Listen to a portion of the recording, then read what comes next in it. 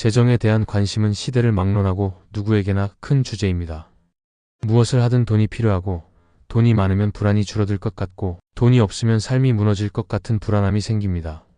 그래서 많은 사람들은 더 많은 돈을 벌기 위해 노력하고 더 안정적인 자산을 만들기 위해 지혜를 구합니다. 믿음의 사람들도 예외는 아닙니다. 때로는 하나님, 왜 저는 재정적으로 어렵기만 할까요? 라는 기도가 입에서 흘러나오기도 합니다. 하지만 성경은 돈에 많고 적음보다 더 깊은 질문을 던지게 합니다. 하나님은 어떤 사람에게 재물을 맡기시는가? 라는 질문입니다. 하나님은 아무에게나 재물을 맡기시지 않습니다. 그분의 마음과 계획에 합당한 사람에게 재물을 맡기시고 그 재물을 통해 하나님의 뜻을 이루어 가십니다. 신명기 8장 18절에서 모세는 이스라엘 백성에게 이렇게 말했습니다. 내 하나님 여호와를 기억하라. 그가 내게 재물 얻을 능력을 주셨음이라. 재물은 우리의 능력이나 운이 아니라 하나님이 주시는 능력이며 맡기시는 것입니다. 이 말씀은 곧 우리가 지금 가진 것뿐 아니라 앞으로 받게 될 것도 모두 하나님의 손에 달려 있다는 사실을 기억하게 합니다. 그렇다면 하나님은 어떤 사람에게 재물을 맡기실까요? 어떤 중심과 태도를 가진 사람에게 그분은 재정을 통로 삼아 축복하시고 그 축복이 흘러가게 하실까요? 오늘 우리는 이 질문에 대해 말씀 속에서 함께 답을 찾아가고자 합니다. 하나님이 재물을 맡기시는 사람의 세 가지 공통점을 통해 우리의 삶과 시선을 점검하고 주어진 것에 대해 바른 태도로 살아가기를 바랍니다. 첫째, 하나님은 재물이 목적이 아닌 수단임을 아는 사람에게 물질을 맡기십니다. 재정은 삶에서 중요한 부분이지만 그것이 인생의 목적이 될 때부터 중심이 흔들리기 시작합니다. 하나님은 재물을 우리 삶의 도구로 주십니다. 그런데 사람들은 그 도구를 삶의 목표로 착각할 때가 많습니다. 돈을 많이 벌기 위해 사는 것이 인생의 성공이라고 여기고 재물을 많이 가진 사람이 존경받고 인정받는 사회 속에서 우리는 자연스럽게 재물 자체를 인생의 목적처럼 바라보기 쉽습니다. 그러나 하나님께서는 그렇게 생각하지 않으십니다. 하나님은 재물을 목적 삼는 자가 아니라 하나님의 뜻을 이루기 위한 수단으로 사용하는 자에게 물질을 맡기십니다. 성경을 보면 하나님께 크게 쓰임받은 인물들 가운데에도 재정적으로 풍족했던 사람들이 있습니다. 아브라함은 많은 소유를 가진 사람이었고 요셉은 애굽의 국고를 다루는 사람이었습니다. 다윗은 이스라엘 왕국의 막강한 자원을 다스렸고 솔로몬은 지혜뿐 아니라 재물의 풍성함으로도 이름이 높았습니다. 그런데 이들의 공통점은 그들이 가진 재물이 하나님의 일을 위한 도구로 사용되었다는 점입니다. 아브라함은 자신의 재산을 통해 조카롯을 구하는 데 사용했고 나그네를 대접하는 데도 아낌이 없었습니다. 요셉은 애굽의 흉년 속에서 수많은 생명을 살리는 통로가 되었고 다윗은 성전을 짓기 위해 자신의 소유를 기꺼이 드렸습니다. 그들은 재물을 쌓기 위해 살지 않았고 자신을 높이기 위해 그것을 사용하지 않았습니다. 오히려 하나님의 뜻에 따라 쓰이기를 기뻐했고 필요할 때는 아낌없이 흘려보낼 줄 알았습니다. 이와는 반대로 재물을 삶의 목적처럼 삼은 사람들의 이야기도 성경에는 등장합니다.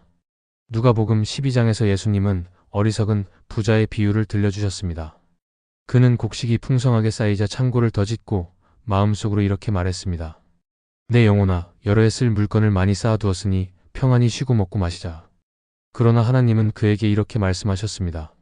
어리석은 자여, 오늘 밤에 내 영혼을 도로 찾으리니 그러면 내가 예비한 것이 누구의 것이 되겠느냐.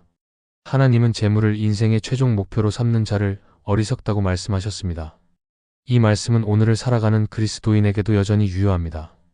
우리는 무언가를 성취하기 위해 열심히 일하고 가족을 위해, 자녀를 위해 재정을 준비합니다. 그러나 어느 순간 그 돈 자체가 삶의 기준이 되고 그것을 지키는 일이 하나님의 뜻보다 중요하게 여겨질 수 있습니다. 그런 마음이 자리를 잡기 시작하면 하나님은 우리의 삶에 더 많은 재정을 맡기지 않으십니다. 왜냐하면 그 재물이 우리를 살리는 것이 아니라 오히려 우리를 무너뜨릴 수 있기 때문입니다. 그래서 하나님은 재물이 목적이 되지 않는 사람, 그것을 도구로 여기는 사람에게 물질을 맡기십니다. 그 마음 중심에는 하나님, 이 재정이 당신의 뜻을 이루는 데 쓰이기를 원합니다. 라는 고백이 있습니다. 가진 것이 많아질수록 마음이 무거워지고 쓰임의 책임감이 커지는 사람, 그 사람이 하나님께서 찾으시는 청지기입니다. 하나님이 재물을 맡기시는 첫 번째 공통점은 바로 이것입니다. 재물이 인생의 목표가 아니라 하나님의 뜻을 이루는 수단임을 알고 살아가는 사람입니다. 이 기준이 우리의 중심에 자리 잡을 때 하나님은 우리에게 더 큰 것을 맡기시고 그 물질이 복이 되어 흘러가게 하십니다. 둘째, 하나님은 재물을 주어도 교만하지 않고 재물이 없어도 낙심하지 않는 사람에게 물질을 맡기십니다. 하나님께서 재물을 맡기시는 데에서 중요한 기준 중 하나는 그것이 사람의 마음에 어떤 영향을 미치는가입니다. 물질은 단순한 외적인 수단이 아니라 마음을 흔드는 힘을 가지고 있습니다. 가진 것이 많아질수록 교만이 생기기 쉽고 없을 때에는 불평과 낙심이 밀려오기 때문입니다. 그래서 하나님은 재물 자체보다 재물 앞에서의 태도를 더 깊이 보십니다. 잠언 30장에는 이런 고백이 있습니다. 나를 가난하게도 마옵시고 부하게도 마옵시고 오직 필요한 양식으로 먹이시옵소서. 혹 내가 배불러서 하나님을 모른다 할까오며 혹 내가 가난하여 도둑질하고 내 하나님의 이름을 욕되게 할까 두려워함이니이다. 이 말씀은 단순한 경제적 중간 상태를 구하는 기도가 아닙니다. 마음의 중심이 어느 한쪽으로 치우치지 않도록 재물 앞에서 교만하거나 절망하지 않게 해달라는 깊은 기도입니다. 현실을 돌아보면 재물이 많아지면 우리의 말투가 달라지고 태도가 변하고 기도의 자리보다 계획과 계산이 앞설 때가 있습니다. 하나님보다 재정적 여유가 주는 안정감을 더 의지하는 마음이 생기기도 합니다. 반대로 경제적으로 어려운 시기를 지날 때는 하나님이 나를 버리신 게 아닐까라는 의심이 들기도 합니다. 그래서 하나님은 우리의 마음이 재물의 유무에 따라 흔들리는지 아닌지를 유심히 보십니다. 성경을 보면 재물이 있든 없든 흔들리지 않는 마음의 태도를 보여주는 인물들이 있습니다. 대표적인 인물은 바울입니다. 빌립보서 4장에서 바울은 이렇게 고백합니다. 나는 비천에 처할 줄도 알고 풍부에 처할 줄도 알아. 모든 일에 배부르며 배고픔에도 풍부와 궁핍에도 처할 줄 아는 일체의 비결을 배웠노라. 바울은 환경에 따라 하나님을 판단하지 않았고 가진 것에 따라 자신을 평가하지도 않았습니다. 그의 기준은 오직 하나님이었습니다. 그래서 그는 가난할 때도 하나님의 은혜를 말할 수 있었고 풍성할 때도 자랑하지 않았습니다. 이런 중심을 가진 사람에게 하나님은 더 큰 일을 맡기십니다. 오늘 우리 삶을 돌아볼 필요가 있습니다. 혹시 가진 것이 늘어갈수록 기도는 줄어들고 남과 비교하며 우월감을 느끼는 자신을 발견한 적은 없는지, 반대로 삶이 어려워지고 경제적으로 불안할 때 기도보다 불만과 원망이 먼저 올라온 적은 없는지 말입니다. 하나님은 우리의 중심을 살피십니다. 그리고 그 마음이 흔들리지 않을 때 하나님은 그 사람에게 재정을 맡기십니다. 교만하지 않고 낙심하지 않는 사람, 그 사람이 하나님께서 찾으시는 재정의 청지기입니다. 하나님이 재물을 맡기시는 두 번째 공통점은 물질이 많아도 교만하지 않고 없어도 낙심하지 않는 중심을 가진 사람입니다.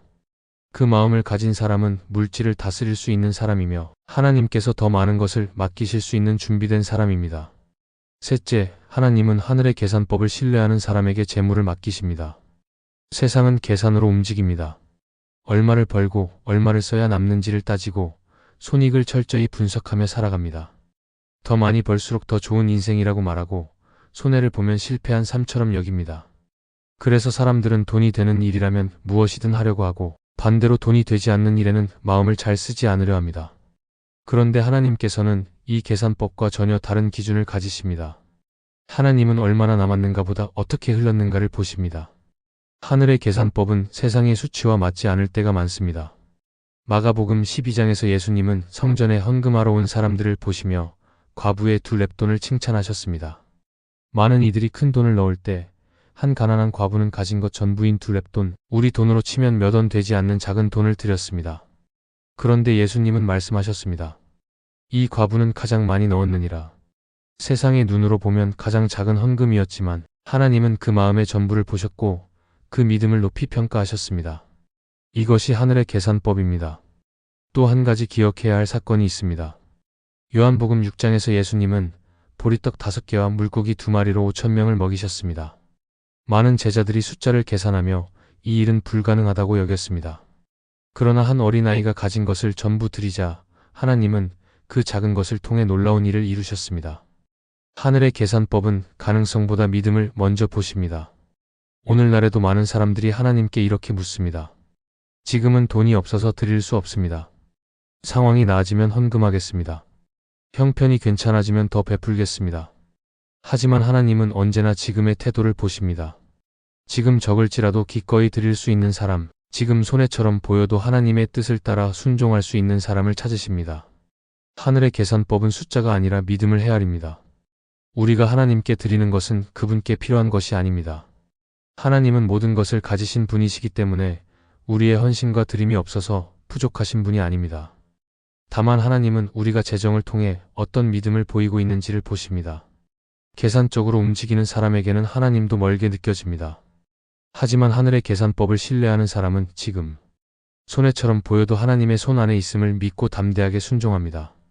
하나님이 재물을 맡기시는 세 번째 공통점은 하늘의 계산법을 신뢰하는 사람입니다. 세상의 기준보다 하나님의 시선을 더 귀하게 여기고 손해처럼 보이는 선택 속에서도 하나님의 뜻을 따라가는 사람입니다. 그런 사람에게 하나님은 물질을 맡기시고 그 재정을 통해 사람을 살리고 복음이 흘러가게 하십니다. 우리는 종종 재정을 하나님의 축복의 기준으로 생각하곤 합니다. 돈이 많으면 복을 받은 것처럼 보이고 재정적으로 어렵다면 하나님의 응답이 없다고 느끼기도 합니다. 그러나 하나님은 재물 자체보다 그 재물을 어떻게 대하고 다루는지를 보십니다. 하나님께서 재물을 맡기시는 사람에게는 분명한 공통점이 있습니다. 그것은 그 마음이 단단한 계산이나 욕심이 아니라 하나님의 뜻과 신뢰 위에 세워져 있다는 점입니다. 하나님은 재물을 목적이 아니라 수단으로 아는 사람에게 맡기십니다. 그 사람은 물질을 하나님 나라를 위한 도구로 여깁니다. 또한 하나님은 재물을 주셔도 교만하지 않고 없어도 낙심하지 않는 사람에게 맡기십니다. 그 마음은 환경이 아니라 하나님 앞에서 단단히 서 있습니다. 그리고 하나님은 하늘의 계산법을 신뢰하는 사람에게 재물을 맡기십니다. 그 사람은 손해처럼 보이는 순간에도 믿음으로 움직이고 하나님이 기뻐하시는 선택을 주저하지 않습니다. 이 세 가지 공통점은 우리 각자의 삶을 점검하게 만듭니다. 지금 내 삶에 있는 재정은 어떤 시선으로 바라보고 있는지, 물질이 많을 때와 적을 때 나의 태도는 어떻게 달라지는지, 그리고 지금 나는 어떤 계산법으로 살아가고 있는지를 돌아보게 합니다. 하나님은 지금도 물질을 맡길 수 있는 사람을 찾고 계십니다. 단지 부자가 되는 것이 아니라 그 물질이 하나님의 뜻을 이루는 통로가 되기를 바라십니다. 우리가 이런 중심을 품고 살아간다면 하나님께서 맡기시는 재정은 단지 나를 위한 것이 아니라 이웃을 살리고 하나님 나라를 확장시키는 능력이 될 것입니다.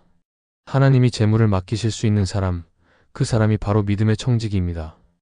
그 길을 오늘 우리 모두가 함께 걸어가기를 바랍니다. 이 영상이 은혜가 되셨다면 좋아요와 구독을 눌러주시면 감사하겠습니다.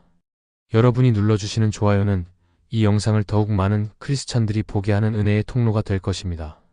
또한 이 영상이 은혜가 되었다면 채널을 구독해 주시면 감사하겠습니다. 구독을 하면 여러분들은 새로운 영상을 놓치지 않게 될 것이고 그것은 분명 여러분의 믿음에 도움이 될 것입니다. 그리고 구독은 영상을 만드는 제작자에게 큰 힘이 될 것입니다. 이 영상을 보시는 모든 분들에게 하나님의 크신 은혜가 가득하기를 바랍니다.